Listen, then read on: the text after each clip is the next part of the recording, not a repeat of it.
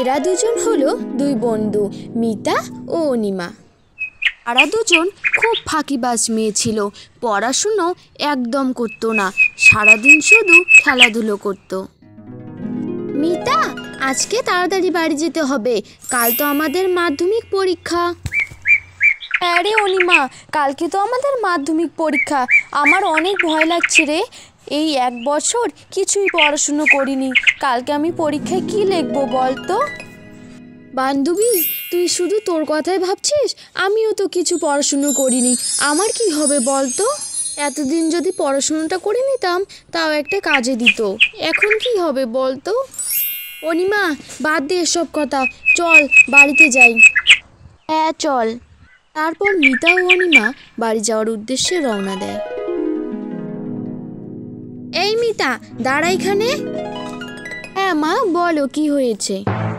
শুনলাম কালকে নাকি তোর মাধ্যমিক পরীক্ষা, এখন কোথা থেকে ফিরছিস?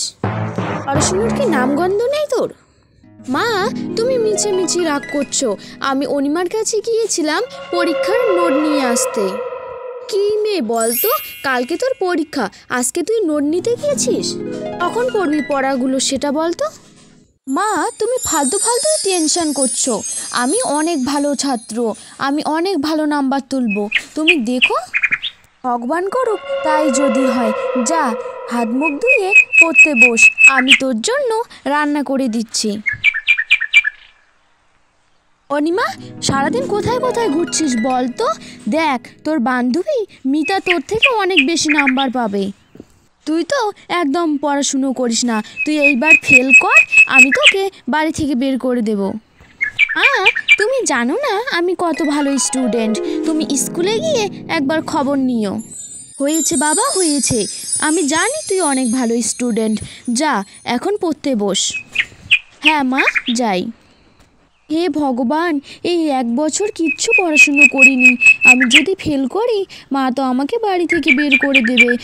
আজকে প্রথমবার বাংলা বইটা খুলে দেখি, কালকে তো মনে হয় বাংলা পরীক্ষা, ওইটা যে কোথা থেকে পড়া শুরু করব কিছুই তো বুঝতে পারছি না।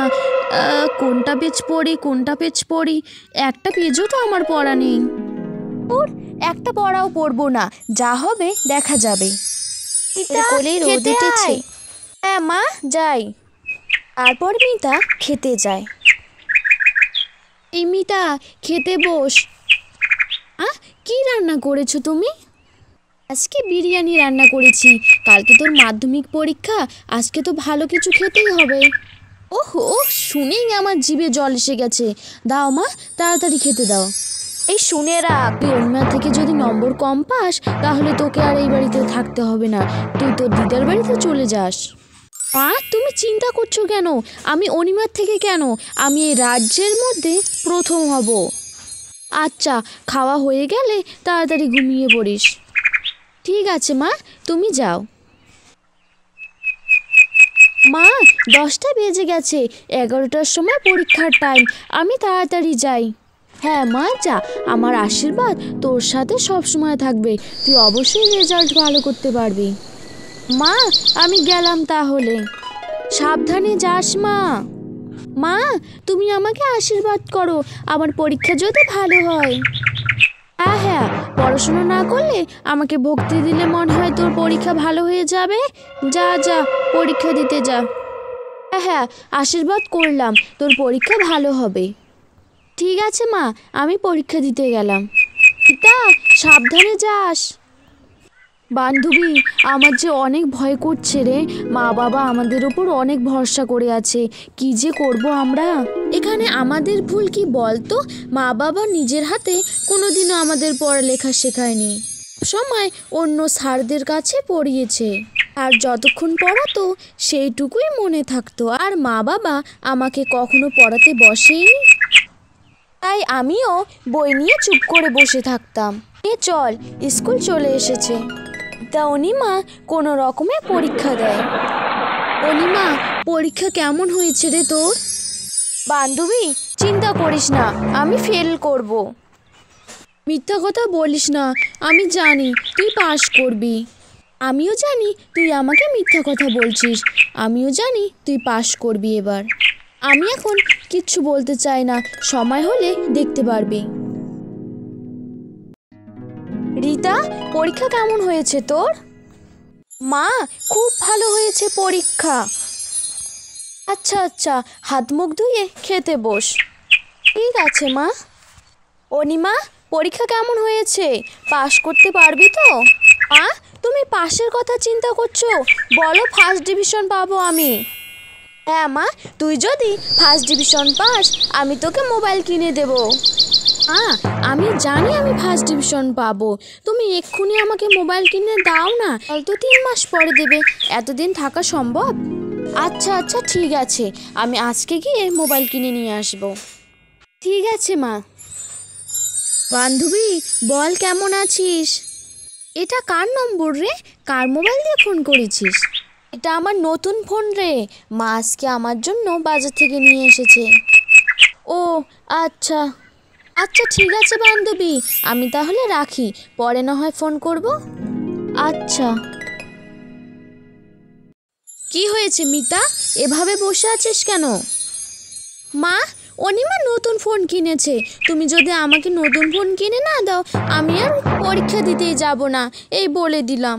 দেখ, এখন আমি ফোন কিনে দিতে পারবো না, আমার ফোনটা তো আছে, তুই ওটাই না হয় ইউজ কর। না না না, আমাকে নতুন ফোনই লাগবে, তুমি দেবে কি না? আমি না হলে কিন্তু পরীক্ষা দিতে যাব না। আচ্ছা আচ্ছা ঠিক আছে। কি পাজি মেয়ে, বিকেলবেলা বাজার থেকে না হয় ফোন কিনে নিয়ে আসবো।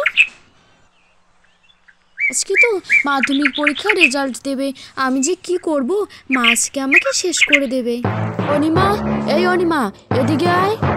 হ্যাঁ হ্যাঁ হ্যাঁ মা, কি বলো? অনিমা, তোর পিছনে আমি অনেক টাকা খরচা করেছি, কিন্তু তুই শেষ অবধি কি করলি বলতো? তুই নাকি ফেল করলি। তুমি আমাকে এইবার ক্ষমা করে দিও, আমি ওই বছর অবশ্যই পাশ করব। তো আমার বাড়ি থেকে এক্ষুনি বেরিয়ে যা। নিমা মার খাওয়ার ভয়ে বাড়ি থেকে বেরিয়ে যায়। ইতা, আজকে তো রেজাল্ট দেবে না, দে তো এডমিট কার্ডটা দে, আমি দেখি পাস করলি না ফেল করলি। মা, তোমাকে আর কষ্ট করে দেখতে হবে না, আমি ফেল করেছি। বললি এত টাকা দিয়ে তোকে আমি মোবাইল কিনে দিয়েছি এই কথাটা শোনার জন্য? বলতো দেবো নাকি কানটা ছিঁড়ে বলতো? মা, এই বছরটা ক্ষমা করে দাও না, ওই বছর আমি অবশ্যই পাশ করব। বেরো আমার বাড়ি থেকে, তোর জন্য আমি লোকের কাছে মুখ দেখাতে পারবো না, বেরো আমার বাড়ি থেকে, বেরো বলছি। তারপর মিতা বাড়ি থেকে বেরিয়ে যায়। বান্ধবী, এভাবে হাঁপাচ্ছিস কেন? কি হয়েছে তোর? বান্ধবী, আমি যে ফেল করেছি তাই মা বাড়ি থেকে তাড়িয়ে দিয়েছে। আমারও একই ব্যাপার, চল আমরা দুজন না হয় কোনো একটা ব্যবসা শুরু করি। কি ব্যবসা করবি বল তো? কাকু কাকিমা ফল নিয়ে যান, আমাদের কাছে ভালো ফল, আমাদের কাছে সস্তার ফল আছে। বান্ধবী, আজকে যদি আমরা বাবা মার কথা শুনে একটু পড়াশুনো করতাম তাহলে এই দিনটা দেখতে হতো না।